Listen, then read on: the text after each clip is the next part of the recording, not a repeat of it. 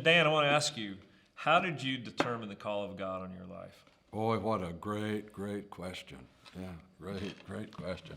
And I have an answer, and in my own testimony, and really, I'll try to elaborate a little bit perhaps, but the answer is really simple. You can determine your calling, what God has called you to do, by asking these two questions. Number one, what do you love? And number two, what do you hate? Okay? Both of those emotions are they are the strongest emotions, what you love. And what you love. Well, for me, I'll use my testimony, I love to see people touched by God.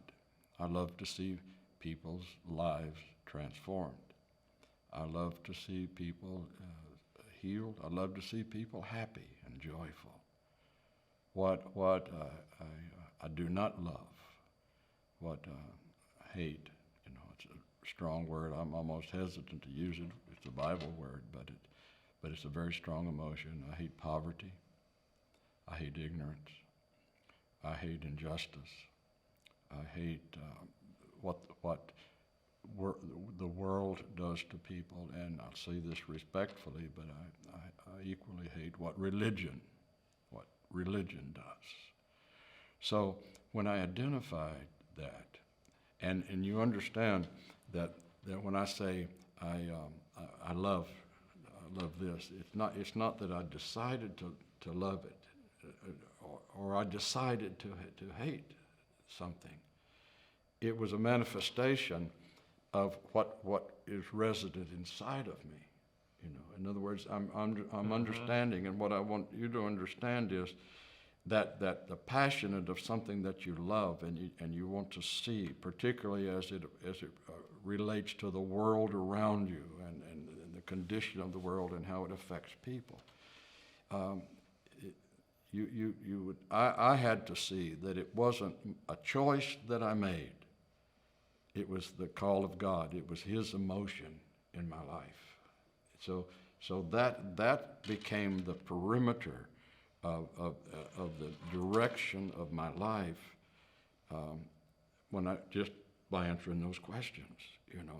I remember in one of my early days of missions work, missionary ministry, in Mozambique, Africa, and Marty and I went there decades ago. Marty and I went there when you couldn't go there. We went there when we had to bribe our way through the borders with the border guards just to get in the country, and that if we had gotten caught or in the country, we probably would never have gotten out of the country. I mean, but when I was being there, it was so hard for me. It was such a challenge in my life because I wanted so much to go, because I knew at that time Mozambique was the number 2 nation in the world in human suffering. It was just an awful place, and that's where I wanted to go, and we did go. But when I would get there, my emotion would completely change. I would get cross, angry, bitter.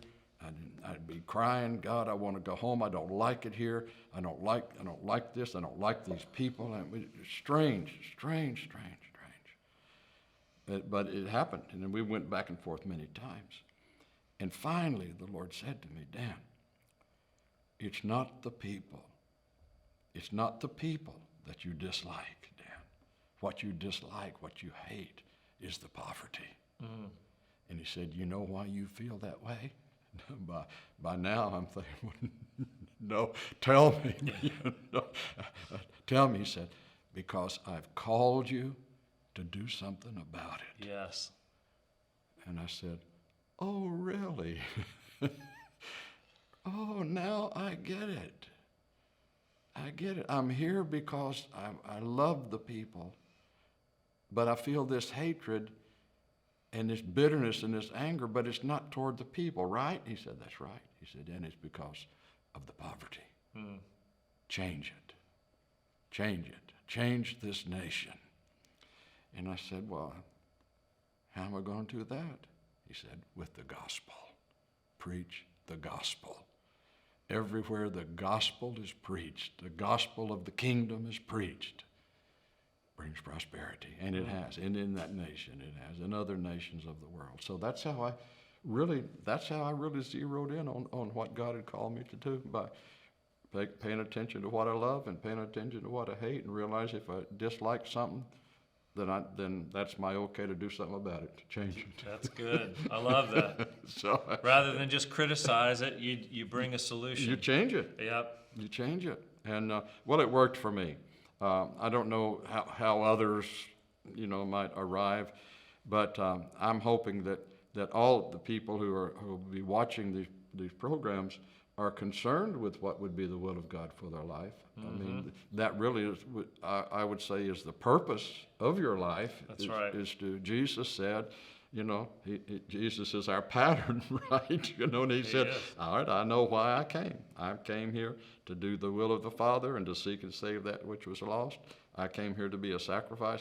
So he knew exactly why he was here, and he did it. It's so simple. It is.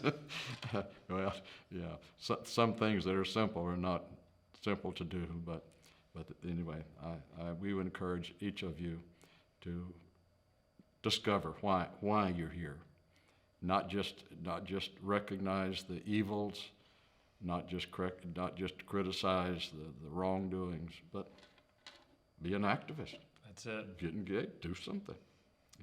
I could say this: if Jesus puts a love in your heart for something or someone, you should respond to that, whether it's an individual or whoever it is. But the same token, if he puts a dislike in it, you should be positive about that and say, okay, how can I change it? What can I do?